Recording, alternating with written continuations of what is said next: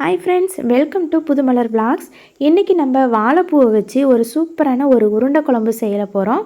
வாங்க எப்படி செய்யலாம் அப்படின்னு சொல்லி பார்த்துடலாம்.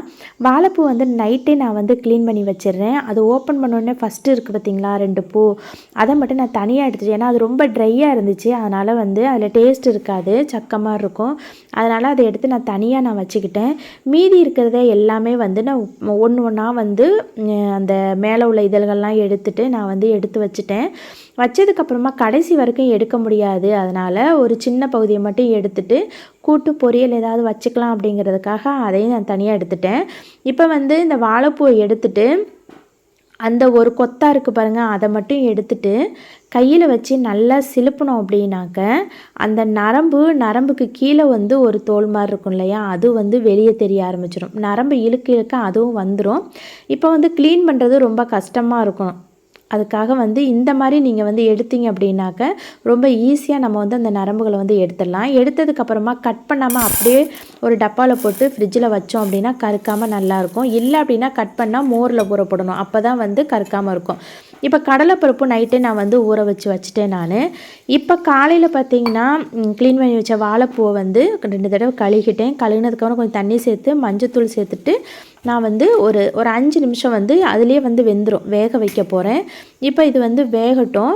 இதுக்கப்புறம் நம்ம கடலைப்பருப்பை அரைச்சிக்கலாம். கடலைப்பருப்பை தண்ணி நல்லா வடிகட்டிட்டு இப்போ மிக்ஸி ஜாரில் போட்டுக்குங்க. கொஞ்சமாக ஜீரகம், கொஞ்சம் சோம்பு, கூடவே கொஞ்சம் பெருங்காயத்தூள், ஒரு 4 சின்ன வெங்காயம், கொஞ்சம் உப்பு, இதெல்லாம் சேர்த்துட்டு நல்லா ஒரு 2-3 சுற்றி அரைச்சிக்குங்க. அதுக்கப்புறமா வேக வச்ச அந்த வாழைப்பூ இருக்கு இல்லையா, அதையும் போட்டுட்டு நல்லா நீங்கள் அரைச்சிக்குங்க. ரொம்ப நைஸாக வலுவலுன்னு அரைக்கணும்னு கிடையாது, அரைச்சிக்குங்க. இப்போ கூடவே பொடியாக கட் பண்ண வெங்காயம் சேர்த்துக்குங்க, கருவேப்பிலை, கொத்தமல்லி, இதெல்லாம் சேர்த்துட்டு நல்லா மிக்ஸ் பண்ணிக்கோங்க.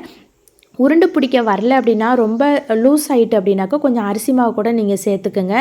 இப்போ நமக்கு தேவையான அளவு சைஸில் உருண்டை பிடிச்சி வச்சுக்கலாம்.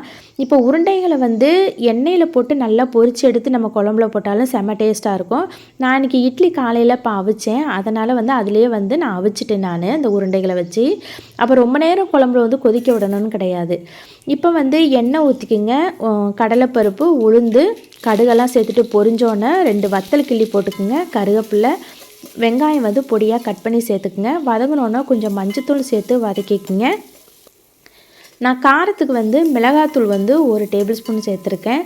கூடவே குழம்பு மிளகாய் தூள் இருக்கு இல்லையா, அது 2 ஸ்பூன் சேர்த்துருக்கேன். அதையும் சேர்த்துட்டு 2 தக்காளி கட் பண்ணி சேர்த்துருக்கேன். இப்போ தக்காளி இன்னும் கொஞ்சம் கூட நல்லா மசிச்சு விடணும் இல்லையா, அதனால் கொஞ்சமாக தண்ணி சேர்த்துக்கிட்டு கொஞ்சம் 2 கொதிக்க விட்டோம்னா நல்லா ஸ்கின்னெல்லாம் சாஃப்ட் ஆயிரும், மசிக்கிறதுக்கு ஈஸியாக இருக்கும். கூடவே கொஞ்சம் புளிப்புக்கு புளி தண்ணி சேர்த்துருக்கேன். இப்போ கொஞ்சம் தண்ணி சேர்த்துட்டு அந்த புளியோட நம்ம இப்போ நல்லா கொதிக்க விட்டுறலாம். 4 பூண்டு நான் நசுக்கி சேர்த்துருக்கேன். இந்த பூண்டு நீங்கள் தாளிக்கும் போதே சேர்த்துக்குங்க. நான் மறந்துட்டேன், அதனால் இந்த ஸ்டேஜில் சேர்க்குறேன், அதனால் டேஸ்ட் ஒன்றும் மாறாது.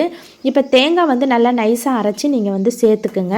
இப்போ கூடவே உப்பு பத்தலைன்றதுக்காக நான் உப்பு போட்டிருக்கேன். இப்போ நல்லா கொதிக்க விட்டுருங்க. பச்சை ஸ்மெல்லாம் போய் நல்லா கொதித்ததுக்கப்புறமா வேக வச்ச உருண்டைங்களை சேர்த்து நல்லா ஒரு 10 நிமிஷம் கொதிக்க விடுங்க. இப்போ சூப்பராக ரெடி ஆச்சு. கடைசியாக மல்லித்தலை போட்டு நல்லா தூவிட்டு நீங்கள் இறக்கி வச்சு சாப்பிட்டிங்கன்னா செம்ம டேஸ்ட்டாக இருக்கும். ட்ரை பண்ணி பாருங்கள்.